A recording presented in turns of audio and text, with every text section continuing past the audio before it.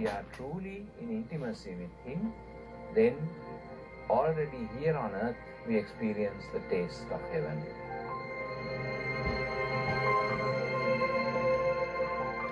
He is present among us, He is with us. The Eucharist, as Jesus desired and instituted it, is truly a sacrifice.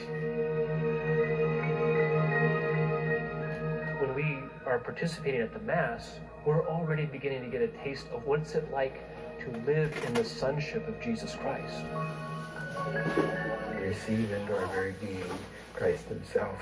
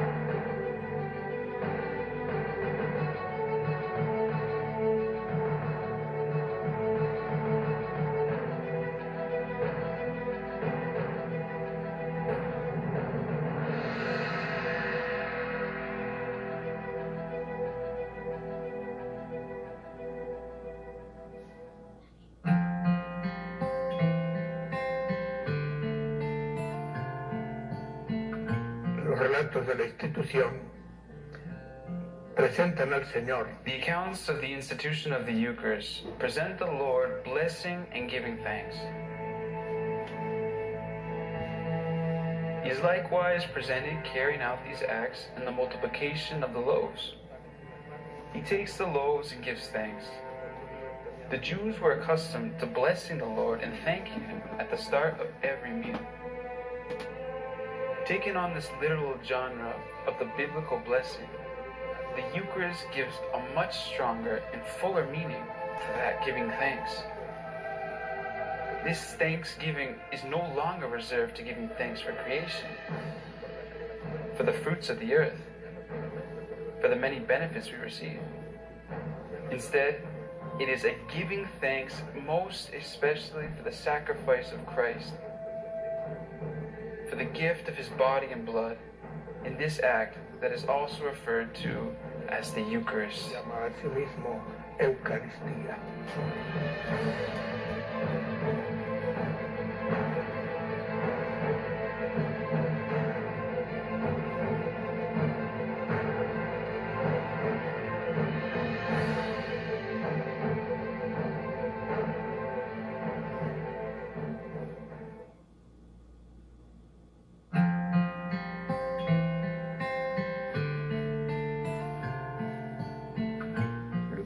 The Eucharist, as Jesus desired and instituted it, is truly a sacrifice, namely because it is the representation, in the sense of making present, of Jesus' sacrifice on the cross.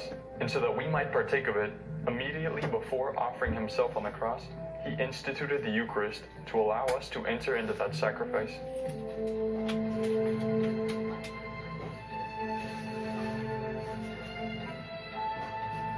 Et les paroles que Jésus prononce. And Jesus' words in the consecration of the bread and wine on the night of the Last Supper are words taken from the sacrificial terminology of the Jews. This is my body given up for you. This is my blood shed for you and for many in remission of sins. Do this in memory of me. Therefore, it is obvious that Jesus' intention was that the Eucharistic rite contain the sacrifice He was about to offer on the cross, through the separation of the body and blood. Thus, the twofold consecration of the bread and wine. Furthermore, He employs the terms used for a sacrifice of expiation.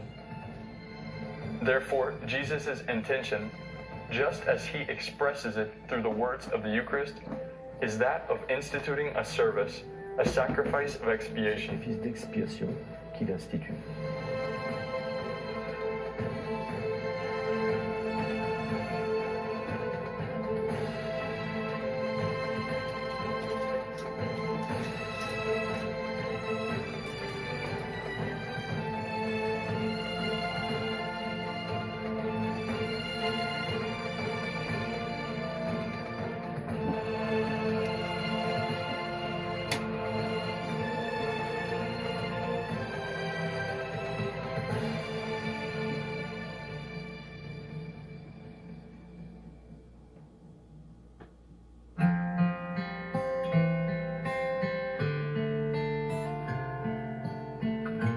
fare memoria.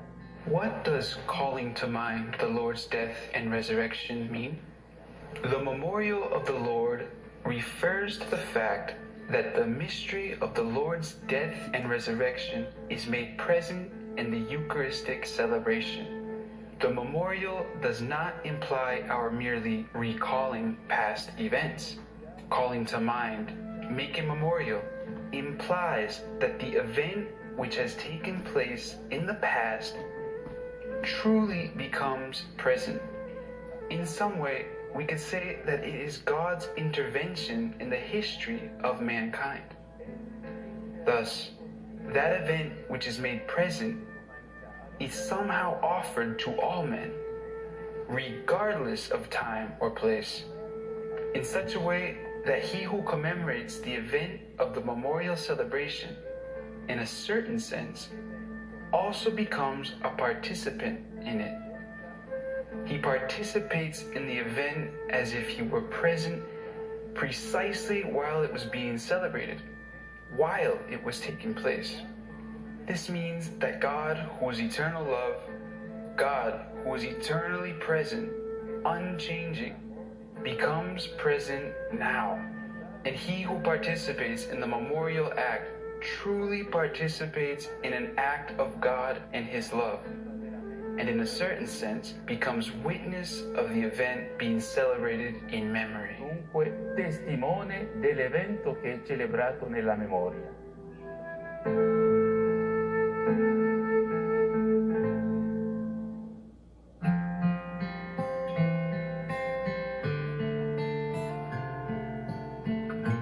Lord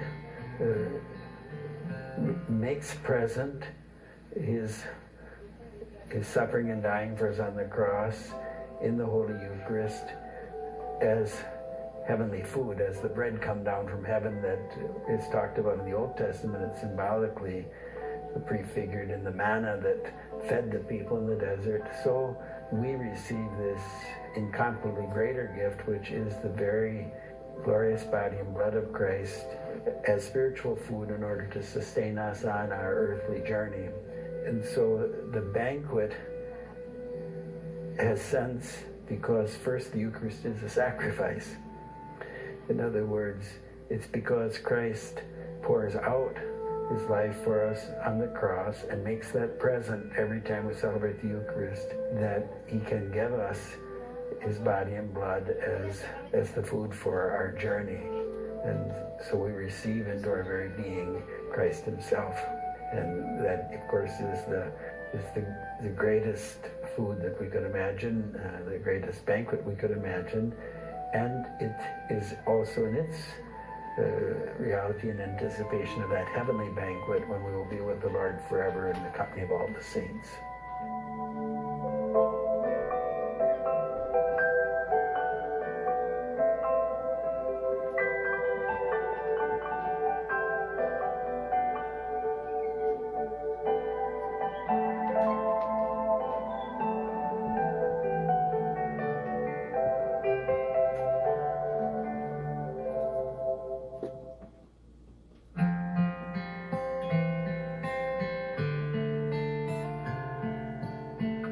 We've heard that the Mass itself, that not only brings Christ into the present moment, but also is an anticipation of future glory.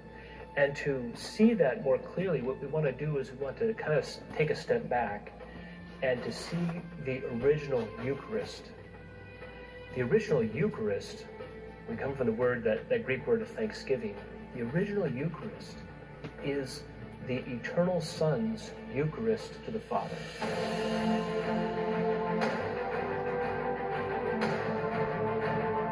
Before time began, the Son had his Eucharist with the Father who generates the Son, and the Son who turns around and for his part pours out thanksgiving back to the Father.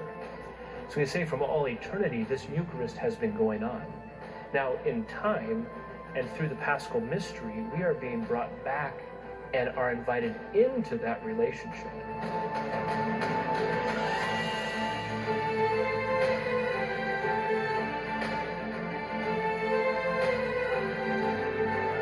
And so when we are participating at the Mass, we're already beginning to get a taste of that, of what's it like to live in the sonship of Jesus Christ.